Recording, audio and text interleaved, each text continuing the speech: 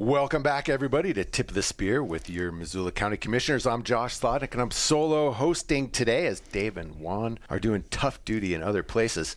But I'm joined by two wonderful guests, and we're going to talk about permitting. You guys want to introduce yourselves? Yes, I'm Rita Hagler, and I am the Permit Programs Manager at the Building Division with Missoula County. Yeah, I am Nick Zanetos. I'm Planner 2 in the Office of Planning, Development, and Sustainability. Great. Thanks for coming. So we start with you, Rita. What sort of permitting do you do? We do everything. Okay, we're going to have to narrow it down. We do it all.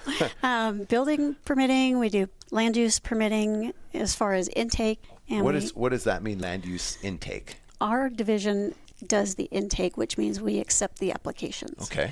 We process them to make sure that all the information is on there accurately, and then we send it off for review as needed. Okay, so if somebody wants to do a subdivision, or if somebody wants to do a pole barn, both of those applications go through you first?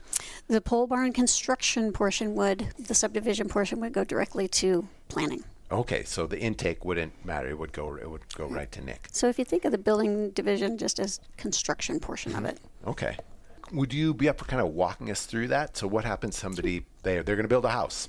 Sure. Well, first of all, I want to make sure that everybody knows about our website, MissoulaCounty.build. Okay. And that's very informational. It takes you basically through the 6 steps of a permit process, starting out with your investigation, your research, making sure you can do what you want to do, where you want to do it. That also helps you get in line for the next process, which would be your planning. Once you get your plans together, you can bring them all to us or upload them online, and we make sure that your plans meet the qualifications for the intake, which are all lined out on our website, whether or not they need engineering, floor plan, elevations, and so on. Once that's approved, we set their fees, a plan review fee, which is 35% of the permit fee. That's due up front. 35% of the review fee, not the cost of the construction. Correct. Yeah. Of the permit fee based on either square footage or based on valuation for commercial and remodels.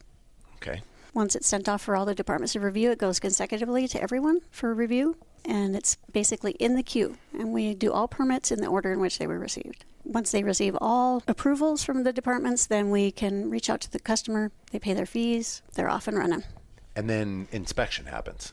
Correct. So once they get their approved plans and inspection card, their first inspection starts out with their foundation or footing and just continues on from there. Okay. Now we have our online scheduler for inspections. They can schedule it right online, or they can call in and leave a message. Great. Right.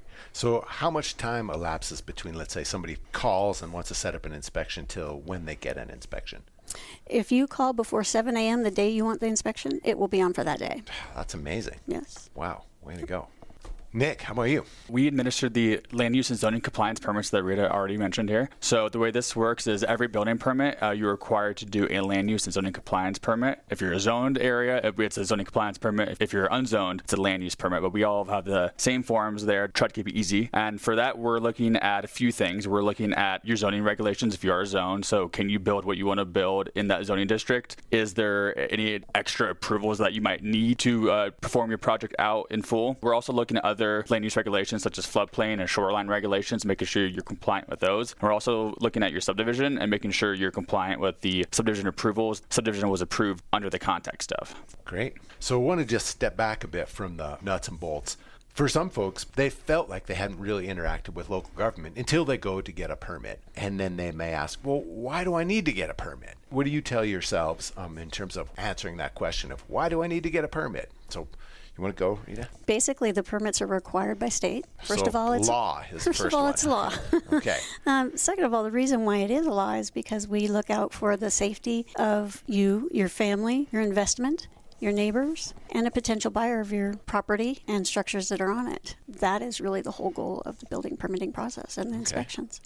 And if I understand it right, the building permitting process is not funded by taxpayers. Correct. How does it work then? Correct. It's all self-funded. Monies that we receive for plan reviews and permitting goes to pay our inspectors, our building official, our intake people who are amazing, I might add, and anything really having to do with the building inspection division. So, Nick, I have 5 acres and I want to put 4 houses on there. Can I just do that? Why do I need to get a permit? With land use and zoning permits, we like to say that the importance of them is orderly development and making sure things play out in a manner that our community wants them to. For zoning compliance permits, we're looking at a zoning classification, and all of our zoning is based off of our county's growth policy, which is really a vision and extension of our community and how we want to develop. So this is a way that we ensure that you don't get a storage unit facility in your neighborhood, or you don't have a car dealership taking up our prime commercial real estate in downtown portions of Lolo or East Missoula. So really it's a way to ensure orderly development. And then on the land use side, it's a way to make sure that we're protecting our streams and our rivers with our floodplain regulations, making sure we're compliant with all those. So if we do have floods, we have structures that are built to withstand those floods. And then for shoreline, making sure that we're protecting our natural resources that we value here. Right.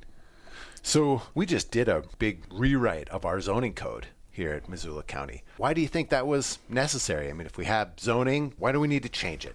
Totally. So our old county zoning was based off of the foundational zoning that was established back in the 70s for Missoula County. So as you can imagine, it was pretty out of date with the new uses and just the new vision for the community as a whole. Right. We've grown a lot since then, so we really wanted to update our zoning to further reflect our changing values, the changing landscape, and also the increasing demand that we've had on our market here. And just make sure that as we have that demand, we can still kind of grow in a way that we all can see the end goal and it's not haphazard development. That's a great answer. So the essence of orderly development and predictability and safety and community values, those change. And we changed our zoning to match. Correct. Yep. So Rita, with building something, what are some of the concerns you all have if people build without getting a permit? It's really about our customer protection. It's protecting the people that are living there or will be living there or may buy it 5 years in the future. We want to make sure that it's safe for everyone. We have a prime example of what can go wrong if you do not pull permits. And we have a really fancy board in our office. I brought some pictures here to show, kind of stress the point forward that if you have a pole structure and you want to put it on your property and you don't understand why we're requiring you to have engineering, it's basically to make sure that it doesn't blow away in a windstorm. You know, I actually live on this street. And I remember this well. When the pole structure was in the road. Mm-hmm. Yeah. And we also want to protect for, snow loads up in the Condon area, Sealy Lake area. They have really high snow loads. So we want to protect those structures from caving in and potentially harming someone. Sure. So I can imagine somebody saying, I'm just going to build it. And if it doesn't work, it's on me. Like I have every self-interest type of reason to do a good job. What would your response be to that? I would politely remind them that the whole reason we're here is to help them be safe. Who knows in the future if they're going to sell that property? What will the next person think? Are they going to be safe? Are they going to inherit the problems that they just said, we'll just do it without a permit? No problem. Yeah, for me, that's the most compelling piece of this, especially because a lot of folks, especially in the recent past, have bought here quite quickly because the market was crazy hot. Yes. They couldn't find a building and they couldn't get their home inspected or the land looked at. They bought from a distance. They paid cash. They rushed out here and they inherited or they purchased a pole barn that was poorly built. And then 2 years later, that thing falls down in heavy snow and they wonder what the heck happened. Well, if it had been built with a permit and according to code, that snow probably wouldn't have crushed that pole barn. Right, correct. Nick, around land use, there's a big piece of that isn't so much around where the structures can be, but it has a lot to do with the environmental effect of people living right there. Specifically, I'm thinking about things around sewer versus septic and drain fields, etc. Can you talk about the permitting in that area? Totally. So that is handled by the Missoula City-County Health Department, and our colleague Gina, who is unfortunately out sick today, would have been the representative from the health department here today, but I'm just going to just briefly touch on health's role in the whole permitting process. Just like you said, they're looking at well and septic permits, whether or not you are required to hook up to city sewer if that is available in your area. And just like you said, it's strictly for environmental protection purposes. If you have an out-of-date septic, you might be leaking sewage into your neighbor's well. We have people that frequently try to build on top of their drain field facilities in their own yard. Oof. What health does is they look at your permit and make sure that your project is up to date with all local and state sanitation regulations. So yes, this could be anything from new septic permits, checking if your existing septic system can absorb an increased use, or ensuring that you're not building on top of your sanitation facilities that need to work correctly in order to have your home be a functioning unit. Yeah, I could really see the issues with having a well and a septic and a drain field all being the appropriate distance apart so that you're drinking water that won't make you sick. So how are fire districts involved with permitting? Yeah, so that really happens in two ways. So the first is through the enforcement of the subdivision conditions of approval related to fire. So as I mentioned earlier, anytime a subdivision is approved, it's approved with a set of conditions of approval. And essentially it's saying that this subdivision is okay to proceed as long as you can meet these conditions. And those conditions are meant to mitigate any risks in the surrounding environment or for the subdivision as a whole and how it impacts. One of the common conditions that we see on subdivisions are related to fire, whether it's through ensuring that you have an adequate water source for your residential project, or making sure if you're located in the WUI that you have defensible space around your structure. If you're in a subdivision that does require a condition of approval related to fire, then the appropriate fire district is going to be the one to review that during the permitting process. And then the second way is the enforcement of the International Fire Code, and that only happens within the Missoula Rural Fire District boundaries because they are a large enough entity that they have the authority and jurisdiction to do that. But they're essentially looking for fire code requirements that almost mirror building code. So they're looking for proper addressing the structure so they can respond in a timely manner to any incidents. They're checking for exit signs at newly constructed businesses. If you're a business with a gate, they're making sure that they have access to that gate in any scenario that they might need to respond to. Comes into play with your building permits when you want a certificate of occupancy. What's a certificate of occupancy? It verifies that the structure has been completed all inspections required to bring it to the minimum current code, and it also confirms that any other items related to health and land use have been addressed. So it's the last step. Correct, right? Correct. And in order for that to be issued, you have to have all of the approvals for the required inspections from the other departments. So a lot of times fire will have a fire C of O inspection, and a lot of people don't understand why they have to have that. And that's exactly what Nick just talked about as to why they have to have it. So today, the official first day of spring, it's the spring equinox. So that means the start of building season or the start of mud season, I guess it's which way you look at it. So people are going to be out there building things. Are there specific projects, do you think typically folks don't really know they should have a building permit? Yes. And then they go forth anyway. What would some of those things be? Definitely. A lot of folks don't realize that they need re-roofing permits. Re-roofing permits? Yes. So a lot of times if you take off your shingles and you put on new underlayment and a new shingle or a new metal roof, it does require a permit. And with a project like that, there are people out there that could do this themselves, but there are also a lot of people who are busy and would hire someone.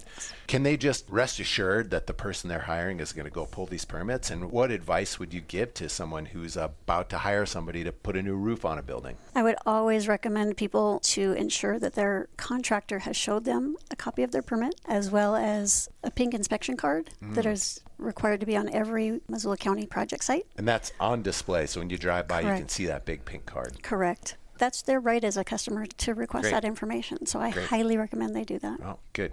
So Rita, I've heard out there in the greater world that if you're going to build something that's less than 200 square feet, you don't need to get a building permit. Well, you're half right. Half right, okay.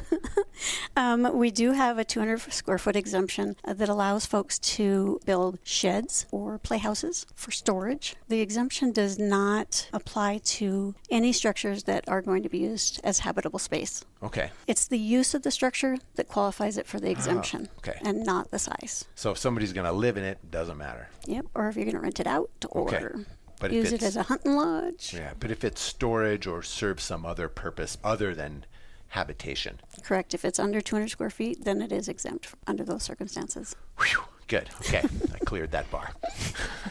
Could you guys talk to us about turnaround times? Yep. So turnaround time is really a team effort when you talk about that. It takes the due diligence of the applicant to ensure that they've done their research and development of the plans, as well as all the departments that are partaking in the review process. With a complete application that meets the guidelines, a permit review could usually take approximately about 2 weeks for approvals, again, completed in the order in which they were received. But keep in mind that re-roof permits and any trade permits, such as electrical, mechanical, plumbing, those are same-day permits. You can come in, walk out at the same time. Great. Yep, with that permit. One thing to keep in mind is on the trade permits, if they are related to a building permit, they can't be issued until the building permit has been approved and issued. Okay. Say you're building something and that construction of that thing requires, in essence, a driveway, an attachment to an existing road, an approach. Does that require a permit? It does if you are approaching off of a county-maintained or county non-maintained road. If it's a state highway, you would go through the MDT. Okay. But if it's in the county, you got to get an approach permit from the county. Correct. One more thing to keep in mind about permit turnaround times as well is the time of year that you submit at. So in general, May to September is our peak building season here in this part of the state. So if you're planning a project in this timeline, then now is a good time to get your applications submitted before turnaround times slow down due to just the number of permits that we see during peak building season. Thanks, Nick. So with all these things, we just touched on the tip of the iceberg here. If people want to get more information before they plan their small subdivision or build their pole barn or put a new roof on the shed, where do they go to find more info? Definitely go to MissoulaCounty.build, and it will walk you through the whole process of permitting. MissoulaCounty.build. Correct. Great. Yep, and we're also going to be at the MBI Home Show at the Missoula County Fairgrounds April 14th to 16th. We will have a booth there where we're going to have a representative from all three of the permitting agencies there, and we'll be there to answer any of your questions and walk you through the process if you need. Great. That's fantastic. So typically we ask our guests this question. So you've rehearsed. You know what you're going to say. Out there in the world of culture. So I'm thinking books, movies, podcasts, music, conversations with friends, anything. Did you stumble into a nugget, something you thought, man, that was really worth my brain holding on to, that you would be up for sharing? One book that I've been slowly chipping away at is from local Missoulian author Jim Harmon, and he has a book called The Sneakiest Man There Ever Was. The Sneakiest Man There Ever Was. And it's just a collection of great short stories about old-time Missoula. Is that our very own Dave Strohmeyer? It might be. I'm confirmed. I'm only on about chapter 5 on it. But it's a great collection of short stories that if you like old-time Missoula history, it's an easy read, and it's just great to read. He does those Harmon's histories. He does. Yeah, he's the one. Great. And that was a joke, by the way, about my friend. He's my friend, Dave Strohmeyer.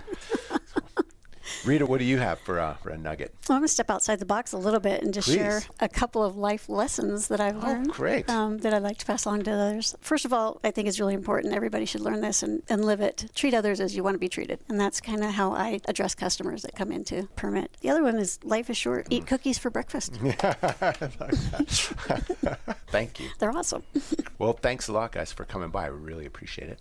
Thanks for having us. Yeah, and thank you out there for listening. And we will catch you next time here at Tip of the Spear. Thanks for listening to the Tip of the Spear podcast. If you enjoy these conversations, it would mean a lot if you would rate and review the show on whichever podcast app you like. And if you know a friend who would like to keep up with what's happening in local government, be sure to recommend this podcast to them. The Tip of the Spear podcast is made possible with support from MCAT, better known as Missoula Community Access Television, and our staff in the Missoula County Communications Division. If you have a question or topic you'd like us to address on a future episode, email it to communications@missoulacounty.us. And to find other ways to stay up to date with what's happening at Missoula County, go to missoula.co/county updates. And thanks for listening.